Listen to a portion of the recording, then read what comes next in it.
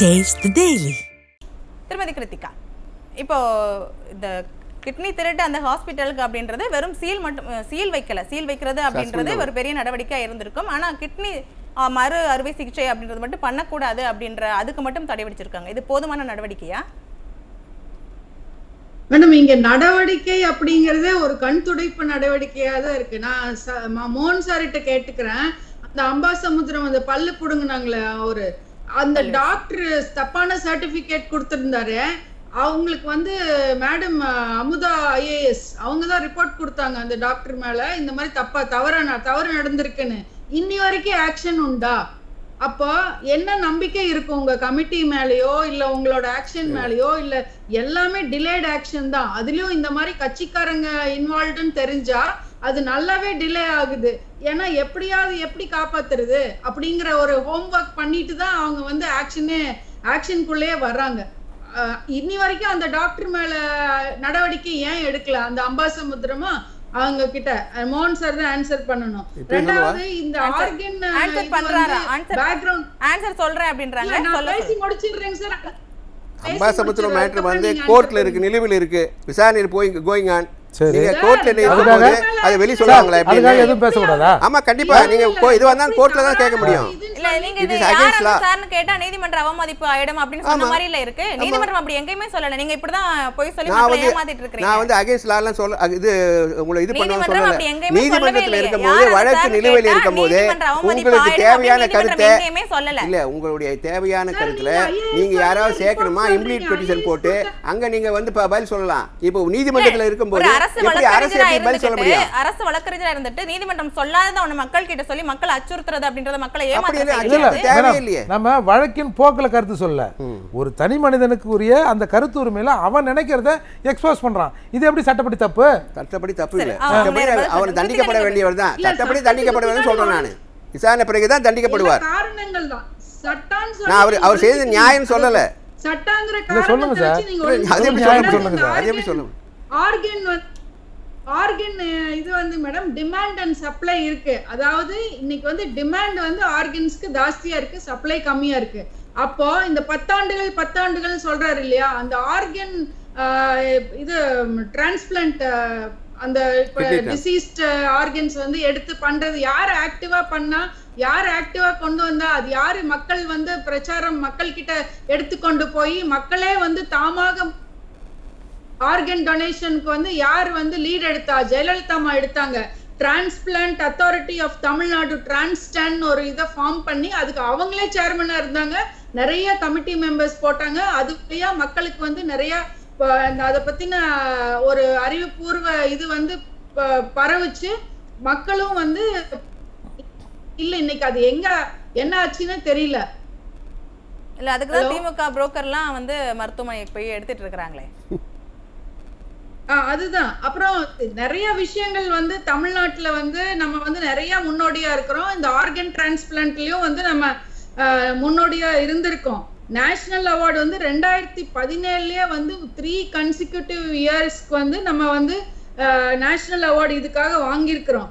சமத்துவம் தொடங்கி நிறைய விஷயங்கள்ல நம்ம ட்ரெண்ட் செட்டர் இருந்திருக்கிறோம். ஆனா இன்னைக்கு எல்லாமே ஒரு நிர்வாக சீர்கேட்டுல நம்ம எல்லாத்தையும் ஒவ்வொன்னா இழந்துட்டு இருக்கிறோம். அப்படிங்கும்போது இந்த பிரச்சனையும் நிர்வாக சீர்கேடா தான் பார்க்கணுமா? ஆமா, கண்டிப்பா.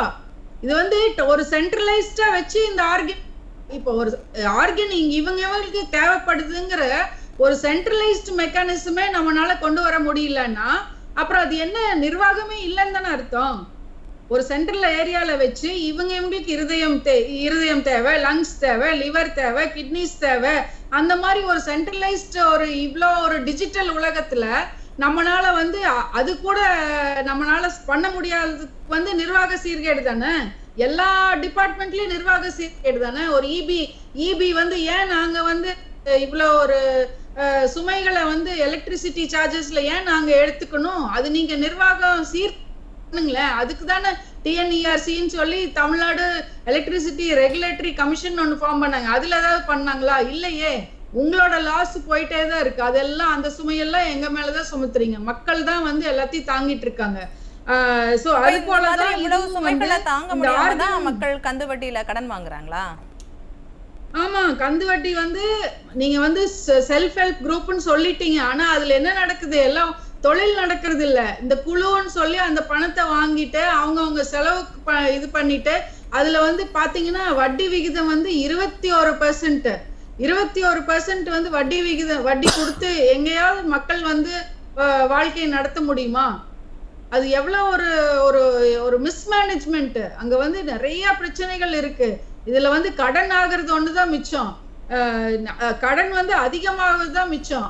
சோ இதுல வந்து எந்த டிபார்ட்மெண்ட் எடுத்துட்டாலும் இந்த நிர்வாக திறன் அப்படிங்கிறது வந்து குறைந்து குறைந்து குறைந்து இன்னைக்கு வந்து மக்களை வந்து ரொம்ப கஷ்டப்படுத்தக்கூடிய ஒரு நிலையில கொண்டு வந்து விட்டுருக்காங்க.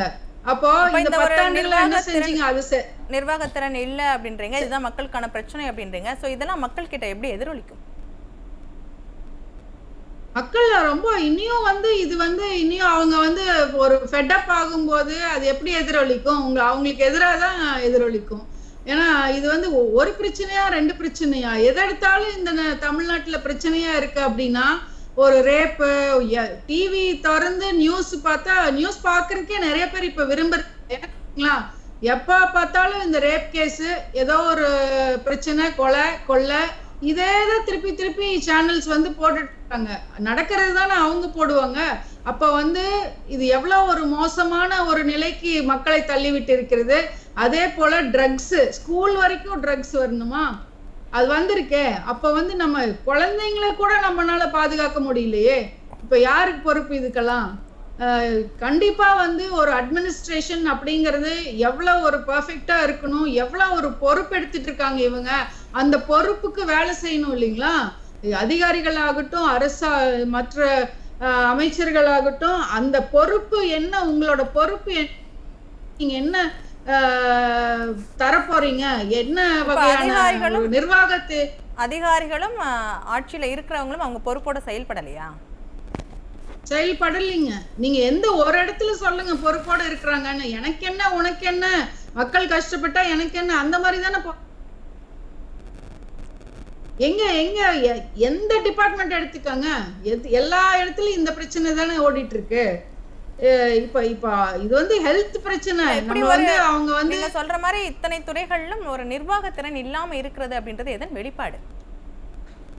ஆமாங்க, நிர்வாகத்திறன் யாரு வந்து மானிட்டர் பண்ணணும்?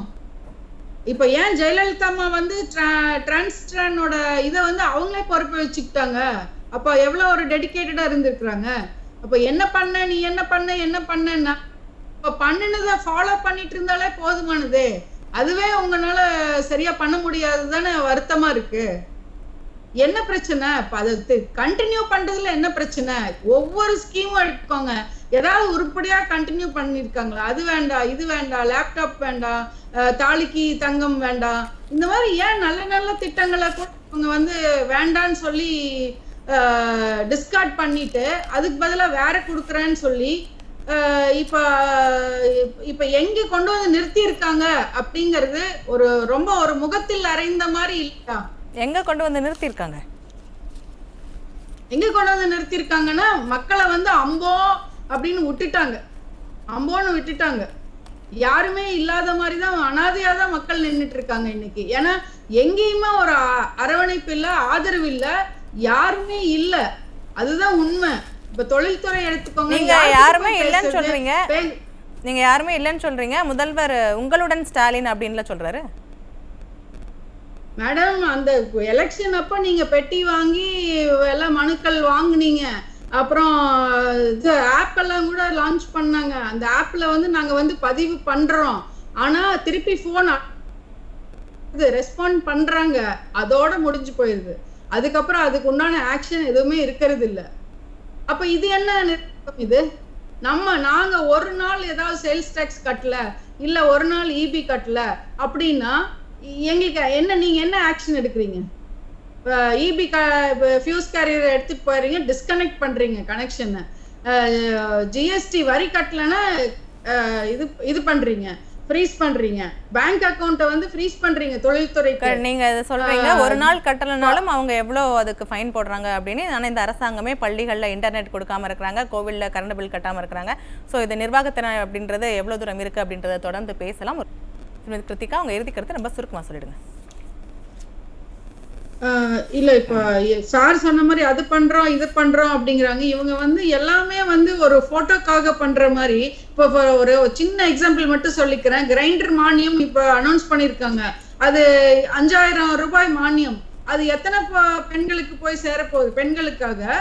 அது கமர்ஷியல் இந்த இட்லி மாவு பண்ணிங்களா, அவங்களுக்கு டோட்டலாவே தமிழ்நாடு வெறும் 2000 பேருக்கு தான் போய் சேரப்போகுது.